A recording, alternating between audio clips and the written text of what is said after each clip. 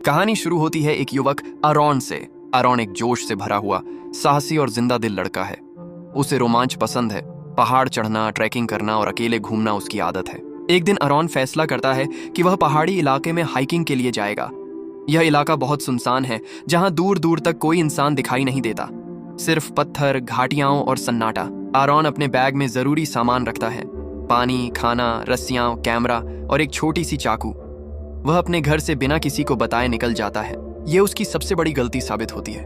Aaron जब उस सुनसान इलाके में पहुंचता है तो उसे दो लड़कियां मिलती हैं। ये दोनों रास्ता भटक चुकी होती हैं। आरॉन मुस्कुराते हुए कहता है, क्या मैं तुम्हारी थोड़ी मदद कर सकता हूँ? लड़कियां मान जाती हैं। आरॉन उन्हें रास्ता बताने लगता है और कहता है, मैं एक दूसरा रास्ता भी जानता हूँ, वहां से चलेंगे तो तुम्हें बहुत मजा आएगा। फिर तीनों साथ में पहाड़ों की पगडंडियों से आगे बढ़ते हैं। ये रास्ते बहुत तंग और खतरनाक होते हैं, पर आरॉन बेहद आत्मविश्वासी है। चलते चलते वे एक ऊंचे स्थान पर पहुंचते हैं, जहां नीचे एक पानी से भरा गड्ढा, पूल है। आरॉन अचानक वहां से कूद जाता है। लड़कियां डर जाती हैं। उन्हें लगता है कि आरॉन गिर गया, लेकिन नीचे से आरॉन की आवाज आती है, मैं ठीक हूँ, नीचे बहुत बढ़िया पानी है, तुम दोनों भी कूदो। लड़कियां भी हंसते हुए एक एक करके कूद जाती हैं। तीनों पानी में मस्ती करते हैं, खेलते हैं और खूब आनंद लेते हैं। ये पल उनके लिए यादगार बन जाता है। थोड़ी देर बाद वे तीनों वहां से निकलते हैं। आरॉन को आगे ट्रैक पर जाना है और लड़कियों को अपने घर लौटना है। जाने से पहले तीनों सेल्फी लेते हैं। आरॉन मुस्कुराते हुए पूछता है, क्या हम फिर मिल पाएंगे? एक लड़की कहती है, कल रात हमारी पार्टी है, तुम भी आना। आरॉन मुस्कुराता है, उन्हें अलविदा कहता है और अपनी राह पकड़ लेता है। वह अब अकेला है, पहाड़ों और खामोशी के बीच। उसके अंदर रोमांच की लहर है।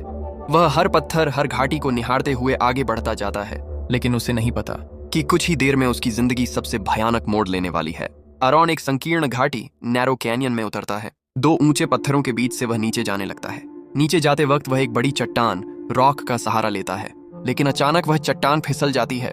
आरॉन नीचे गिरता है और वही चट्टान उसके साथ लुढ़कती हुई आती है। वह जमीन पर गिरता है और जब संभलता है तो देखता है कि उसका दायां हाथ उस चट्टान के नीचे फंसा हुआ है। वह दर्द में चीख उठता है। वह कोशिश करता है कि हाथ निकाल ले, लेकिन चट्टान हिलती भी नहीं। आरॉन को चोट ज्यादा नहीं लगी, पर उसका हाथ बुरी तरह फंस गया है। वह पूरी ताकत से धक्का देता है, रस्सी खींचता है, पत्थर सरकाने की कोशिश करता है, पर सब बेकार। वह समझ जाता है कि अब यह जगह उसकी कैदगाह, प्रिजन बन चुकी है। वह जोर जोर से चिल्लाता है, हेल्प हेल्प, कोई है क्या? लेकिन वहां कोई नहीं, न कोई इंसान, न कोई जानवर, यहाँ तक कि पक्षी की आवाज भी नहीं। यह इतनी गहरी और संकरी जगह है कि आवाज की गूंज भी बाहर नहीं जा पाती। धीरे धीरे शाम होने लगती है और सन्नाटा बढ़ता जाता है। आरॉन समझ जाता है कि अब उसे स्वयं ही बाहर निकलने का रास्ता खोजना होगा। क्या आरॉन वहां से निकल पाएगा? वह कैसे जिएगा बिना खाने और पानी के? उसका हौसला कितना टिकेगा? आरॉन का दायां हाथ भारी चट्टान के नीचे फंसा हुआ है। वह चारों ओर देखता है, लेकिन सिर्फ पत्थर, खामोशी और मौत जैसा सन्नाटा है। न हवा की सरसराहट, न किसी जीव की हलचल, सिर्फ उसकी सांसों की आवाज और चट्टान के नीचे दबे हाथ से रिसता हुआ खून। वह अपने बैग से सामान निकालता है, पानी की बोतल, थोड़ा सा खाना, कैमरा, रस्सियां और एक छोटी सी चाकू। उसे समझ आता है कि अगर किसी को पता नहीं कि वो यहाँ है तो शायद कोई महीनों तक भी यहाँ नहीं आएगा। वह गहरी सांस लेता है, खुद से कहता है, मुझे यहाँ से निकलना ही होगा, किसी भी हालत में। धीरे धीरे अंधेरा छा जाता है। आरॉन का दर्द बढ़ रहा है, लेकिन उसकी हिम्मत अब भी जिंदा है। वह अपनी चाकू से चट्टान के किनारे को काटने की कोशिश करता है। वह अपनी पूरी ताकत लगा देता है, पर चट्टान इतनी सख्त है कि चाकू की धार कुंद हो जाती है। उसका हाथ सुन्न पड़ने लगा है, खून सूख चुका है। वह चिल्लाता है, हेल्प हेल्प, कोई है क्या? पर आवाज घाटी में गुम हो जाती है। वह बैठ जाता है, गहरी सांसें लेता है और आसमान की तरफ देखता है। ऊपर तारों से भरा आकाश, जैसे कोई उसे याद दिला रहा हो कि अभी सब खत्म नहीं हुआ। वह अपने कैमरे को ऑन करता है, उसमें रिकॉर्ड करता है, मैं आरॉन रॉल्स्टन हूँ, मैं यहाँ पिछले 25 घंटे से फंसा हूँ, किसी को नहीं पता मैं कहाँ हूँ। अगर मैं यहाँ से जिंदा नहीं निकल पाया तो ये मेरी आखिरी रिकॉर्डिंग होगी। उसकी आवाज कांप रही है, फिर भी वह मुस्कुराता है, जैसे खुद को हिम्मत दे रहा हो। सुबह होती है। घाटी में सिर्फ हल्की सी धूप आती है, मुश्किल से 15 मिनट के लिए। उस वक्त वह अपना चेहरा ऊपर उठाकर धूप को महसूस करता है, जैसे जिंदगी की आखिरी गर्माहट को पी रहा हो। अब उसे भूख और प्यास सताने लगती है। उसके पास बस आधा लीटर पानी बचा है। वह उसे सावधानी से पीता है, हर घूंट जैसे अमृत बन गया हो। दोपहर तक वह थक चुका है। वह बार बार चट्टान को धक्का देता है, रस्सी से खींचता है, पर कुछ नहीं होता। वह खुद से कहता है, कितना बड़ा पत्थर है ये, शायद 300 किलो से ज्यादा। उसकी चाकू अब बिल्कुल कुंद हो चुकी है। वह सोचता है, काश बेहतर औजार लाया होता। वह कैमरे की ओर देखकर रिकॉर्ड करता है, कभी सस्ते टूल्स मत खरीदना, ये बेकार है। रात आती है। आरॉन अब खुद से बातें करने लगता है, माँ ने कॉल किया था और मैंने नहीं उठाया। अगर मैंने बता दिया होता कि मैं कहाँ जा रहा हूँ तो शायद कोई मुझे ढूंढने आता। वह पछतावे में डूब जाता है। वह कल्पना करता है कि अगर वह उन 2 लड़कियों के साथ पार्टी में गया होता तो ये सब नहीं होता। वह उन्हें, अपने दोस्तों को, अपनी माँ को याद करता है। धीरे धीरे उसकी आंखों में आंसू भर आते हैं, लेकिन आंसू भी सूख जाते हैं क्योंकि अब शरीर में पानी नहीं बचा। वह अपनी रस्सियों से एक पुली सिस्टम, व्हील बनाने की कोशिश करता है। एक तरफ पत्थर बांधता है, दूसरी तरफ अपने पैर से खींचने की कोशिश करता है। वह पूरी ताकत लगाता है, पर चट्टान हिलती भी नहीं। उसका शरीर पसीने से भीग जाता है, पर वह हार नहीं मानता। वह सोचता है, शायद अगर मैं इसे जोर से झटका दूं तो निकल जाऊं, लेकिन हर बार कोशिश नाकाम रहती है। वह रुकता है, सांसें लेता है और आकाश की तरफ देखता है। वहां एक पक्षी उड़ रहा है। वह उसे देखता है और मुस्कुराता है। कितना आजाद है ये, और मैं यहाँ कैद हूँ। धीरे धीरे उसका मन टूटने लगता है। वह अपने कैमरे के सामने फिर से बोलता है, माँ, अगर तुम ये वीडियो देख रही हो तो जान लो, मैं तुमसे बहुत प्यार करता हूँ। शाम तक उसकी हालत और बिगड़ जाती है। पानी लगभग खत्म है। वह अपनी बोतल में बचे कुछ बूंदों को होंठों से चूसता है। वह अब खुद की पेशाब पीने तक की कोशिश करता है, क्योंकि उसकी जीभ सूख चुकी है, होंठ फट चुके हैं। रात आते आते वह कल्पना करने लगता है कि वह अपने घर के डाइनिंग टेबल पर बैठा है। माँ ने खाना परोसा है और सामने उसके दोस्त हंस रहे हैं, लेकिन यह सब माया जाल है, एक दर्दनाक कल्पना। अब चौथा दिन शुरू होता है। आरॉन की आंखें धंस चुकी हैं। वह अब कमजोर है, पर जिंदा रहने की कोशिश में जुटा है। अचानक आसमान में बादल छा जाते हैं और बारिश शुरू होती है। आरॉन खुशी से झूम उठता है। वह अपने बोतल को आगे बढ़ाकर बारिश का पानी भरता है। वह पीता है और जैसे उसकी रगों में फिर से जान लौट आती है। बारिश का पानी घाटी में भरने लगता है। वह कल्पना करता है कि पानी के साथ वह ऊपर उठ रहा है। पत्थर हल्का हो गया है। वह आजाद हो गया है। वह दौड़ता है, गाड़ी में बैठता है और घर चला जाता है। लेकिन अचानक उसकी आंखें खुलती हैं। वह फिर उसी जगह पर है। वह समझ जाता है यह सपना था। अब उसका मन टूटने लगता है। वह जोर से चिल्लाता है, क्यों मैं यहाँ हूँ? मैंने क्या गलती की है?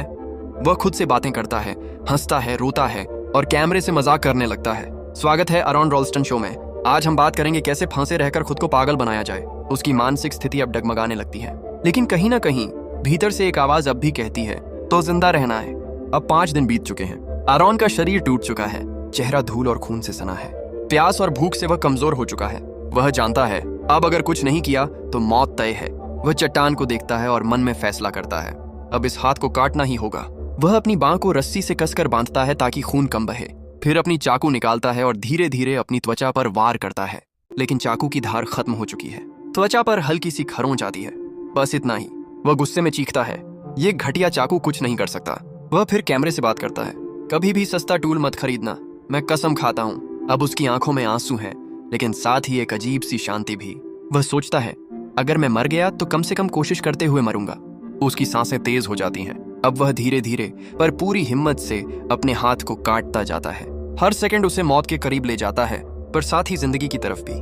आखिरकार वह आखिरी नस को काटता है और उसका दायां हाथ चट्टान से अलग हो जाता है। वह एक पल के लिए पीछे देखता है। वह हाथ अब भी उस चट्टान के नीचे फंसा हुआ है। वह उसका हिस्सा था और अब वही उसका उद्धारक बन गया। वह अपना कैमरा उठाता है और एक तस्वीर लेता है, उस हाथ की जो अब उसका नहीं रहा। उसे वहां से बाहर निकलना है। वह अपने बैग को उठाता है और घाटी से बाहर की ओर चलने लगता है। हर कदम पर दर्द है, हर पत्थर उसकी थकी देह को चोट पहुंचाता है, लेकिन वह रुकता नहीं। वह कई बार गिरता है, खून उसके शरीर से बह रहा है, पर वह फिर उठता है, क्योंकि उसे पता है अब बस जीवित रहना ही जीत है। जीवन का जल। घाटी से बाहर निकलते हुए उसे पानी की आवाज सुनाई देती है। वह मुड़कर देखता है, बारिश का पानी अब भी वहां जमा है।